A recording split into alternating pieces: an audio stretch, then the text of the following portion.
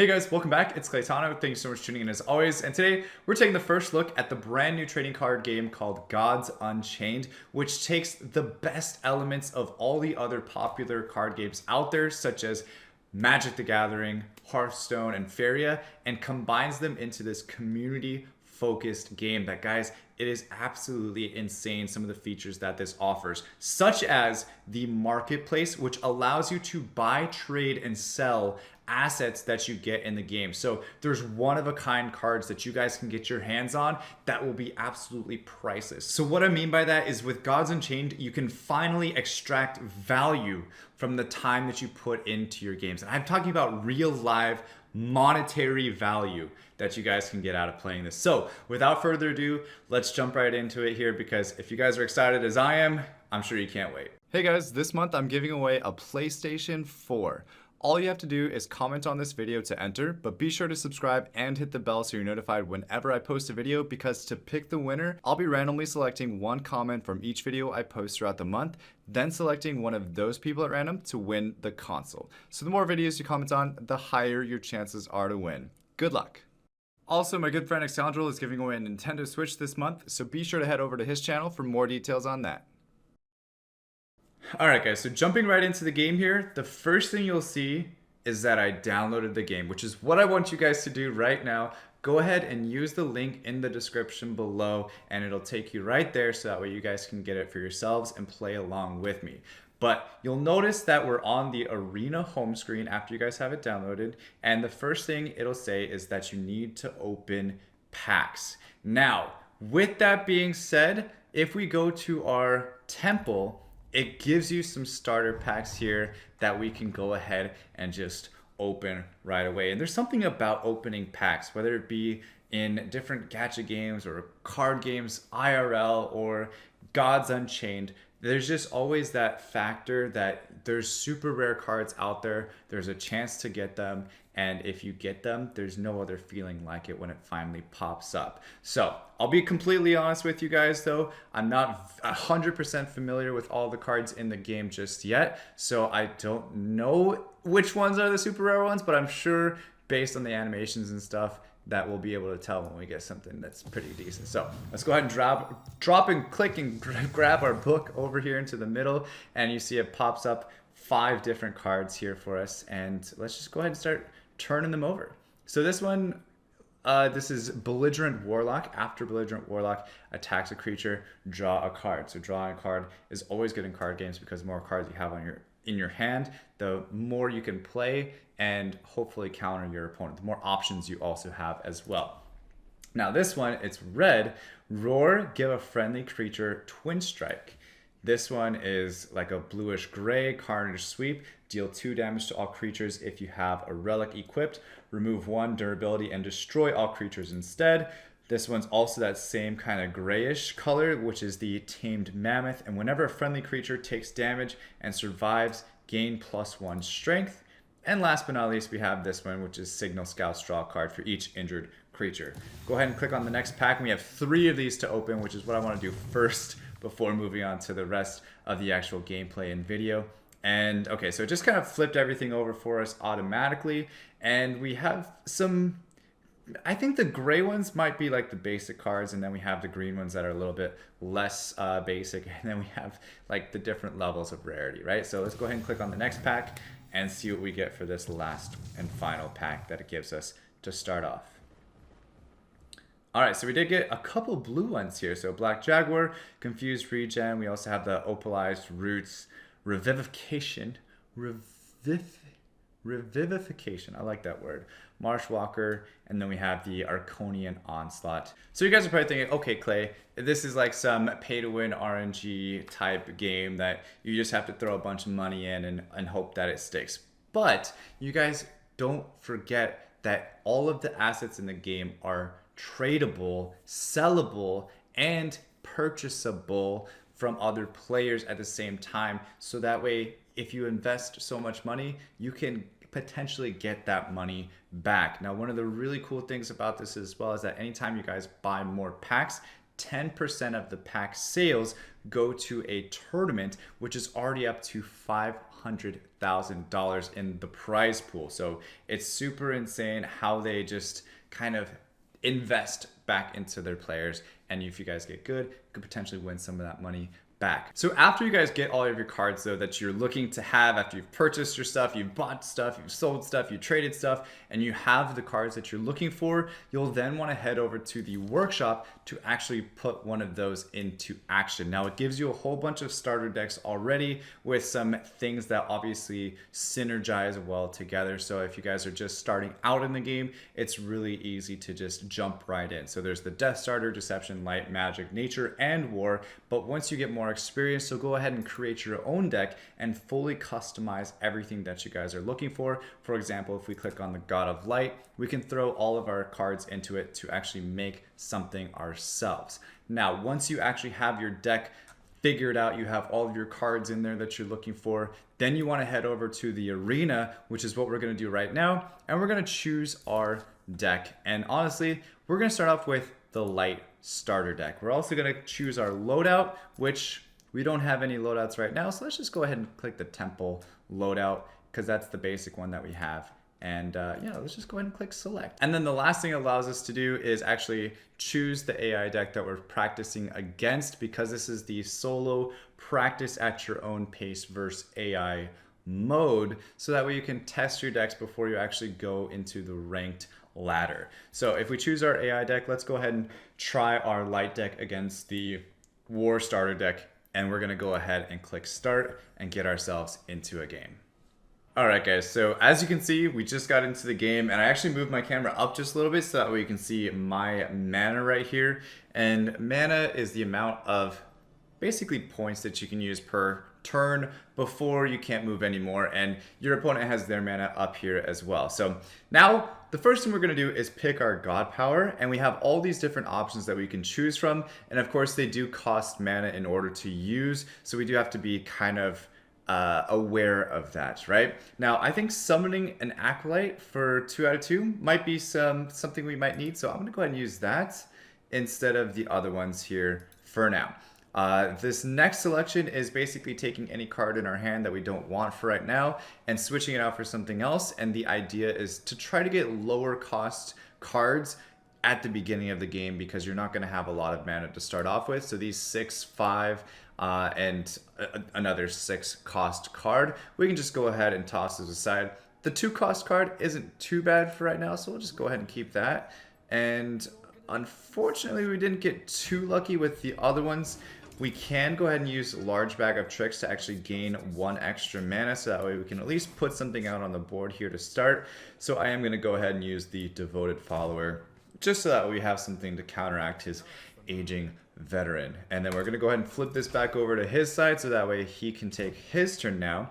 And they're basically going to be putting cards on the board, and this little left yellow number is the amount of damage that they're going to do, and the right green number is the amount of damage that they can take before they die. Okay, now we do have another Large Bag of Tricks, which is good, but we still don't really have anything to play. So instead of actually using this, I could actually put a Lights Heavy in there, but I'm not really going to worry about that right now. I'm going to go ahead and actually kill the Belligerent Warlock with my Devoted Follower because he does have that 2 HP, and my Devoted Follower is going to take 2 damage, but that's okay. I'm still going to get rid of his card, so it's like a 1-for-1 type thing, and I'm going to go ahead and use Devoted Follower for right now and go ahead and end my turn as it stands. He puts out another creature and kills himself right away. Some cards you can play as soon as you put them on the board, and some cards you have to wait at least 1 turn before they can play. So there is a whole lot of strategy that goes into this game, and honestly, I've only played a couple of games so far, but I'm already like actually addicted to this. So we do have 3 mana now, and we do have the option to play Lights Levy. If we play anything else or try to play anything else, or if we try to play Large Bag of Tricks, we're not going to be able to play anything else regardless. And we do have the 2 out of 2 Acolyte that we can play as well. But this one, transform a creature with 2 strength or less into a 2 out of 2 Acolyte, and you gain control of the Acolyte. So this is better to play when the other team has something, but we don't have he doesn't obviously have anything, so we can't even play this card. So I'm just going to go ahead and use this, and that's my God Power. So that's what we picked at the beginning of the battle. And we're going to send it back over to the other God's side for his turn. Now this one has 5 HP, which is quite a lot actually. And we can take a look at this. We have backline. At the end of your turn, summon a 2/2 Acolyte. So we could actually use Light's Levy if we wanted to. And we also have this option. So we move a card from your void into your hand. So we can do that. Or we have, again, the Light's Levy. We transform a creature with 2 strength or less into a 2/2 Acolyte and gain control of the Acolyte, which I think I'm going to do because that has a lot of HP to get rid of. So we're basically gaining control of that card, right? So it's doing exactly what the card says as the skill. All right, and eventually the goal of the game is to get his God down to 0 HP. So we were able to get 4 damage onto the God because we don't have to kill any of the cards in front. And unless it's like a defensive card, we can actually just skip past the cards and go straight for the God. But again, if you leave his creatures out on the board, then they have the opportunity to not only one, kill us, but also attack our God at the same time, right? So now we have 5 mana at the bottom, so we do have a lot more options to choose from now. But I really like this Light's Levy because it just allows me to, like, you know, take one of his cards, put it onto my side, and I took that one because I only have 2 strength units right now, or 2 strength cards, so it had 3 HP. It would have taken me both cards to actually gain control and remove all of his creatures from the board. So I'm going to go ahead and trade off these cards, and now it leaves me the eligibility to, again, attack his God for free. And we can, again, look at our large bag of tricks and see if we want to do anything else. And you know what? I think we're in control for right now, so we'll just save this for a gloomy day if need be. All right, so again, he played his card and immediately was able to play it. So now we have 5. We have 5 mana. We have Skeleton Heavy that we just throw into the board. This one moves a card from your void into your hand, so that actually might not be a bad option. At the end of your turn, summon a 2/2 Acolyte, so that's something we can do as well. But I'm thinking of playing this. Move a card from your void to your hand. That's going to bring me down to 1 mana, and then use the large bag of tricks to refresh 1 mana and then gain an extra 1. So I'm going to put this on the board, and I'm actually going to ask for just an Acolyte back, right? Or we could bring a Light's Levy.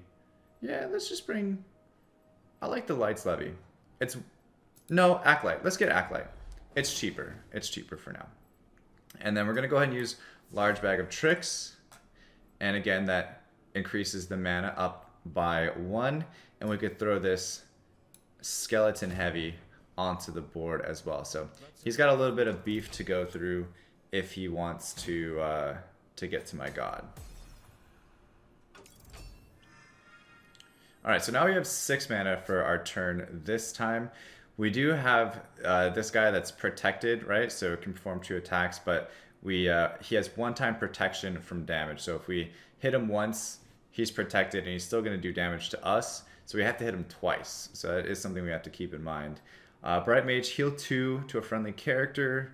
Purification, destroy all creatures with 3 or more damage.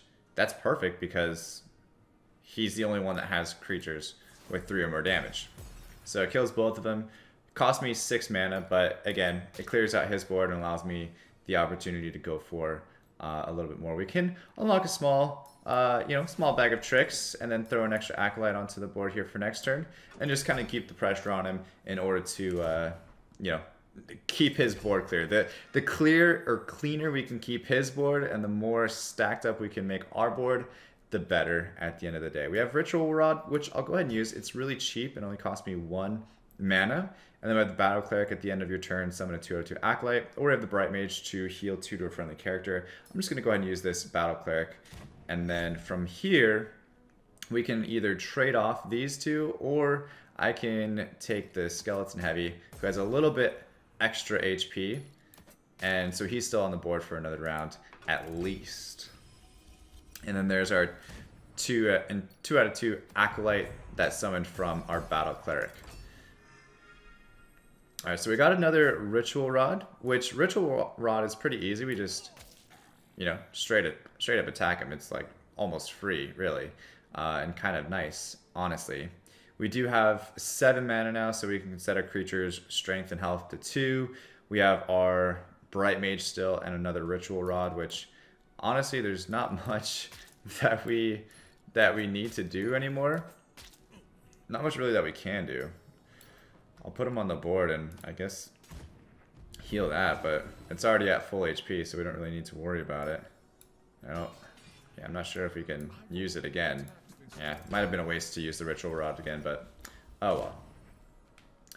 And at this point, we don't always need to attack this card, right? We don't always need to attack that card unless we want a perfect win.